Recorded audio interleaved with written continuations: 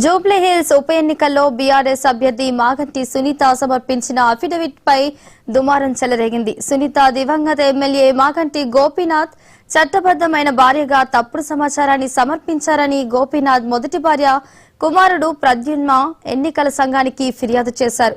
Section 125A ప్రకారం తప్పుడు సమాచారం అందించినందుకు సునీత అఫిడవిట్ ను అభ్యర్థిత్వాన్ని రద్దు చేయాలని ఆయన కోరారు.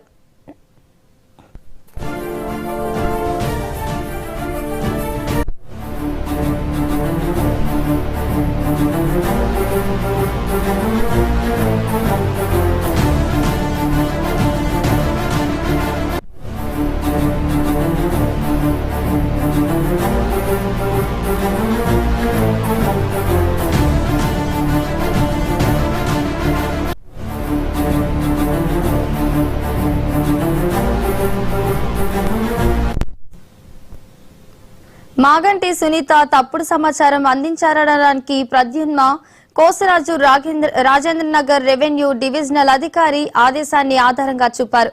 అక్టోబర్ 11, 2025 తేదీన జారీ చేసిన ఈ ఆదేశాల ప్రకారం సునీత మోసపూరితంగా ఫ్యామిలీ మెంబర్ సర్టిఫికేట్ ను పొందారని ఫిర్యాదులో పేర్కొన్నారు. గోపీనాథ్ కు చట్టబద్దంగా జరిగిన ఏకైక వివాహం తన తల్లి మాలినీదేవితోనే అని ఆర్డీఓ ఆ సర్టిఫికేట్ ను రద్దు చేశారని, సునీత చట్టబద్దమైన భార్య కాదని నిర్ధారించారన్నారు. ఇక ఇదే అంశానికి సంబంధించి మరింత సమాచారాన్ని మా స్పెషల్ కరెస్పాండెంట్ రామ్ నరేష్ అందిస్తారు. రామ్ నరేష్, చెప్పండి. ప్రధానంగా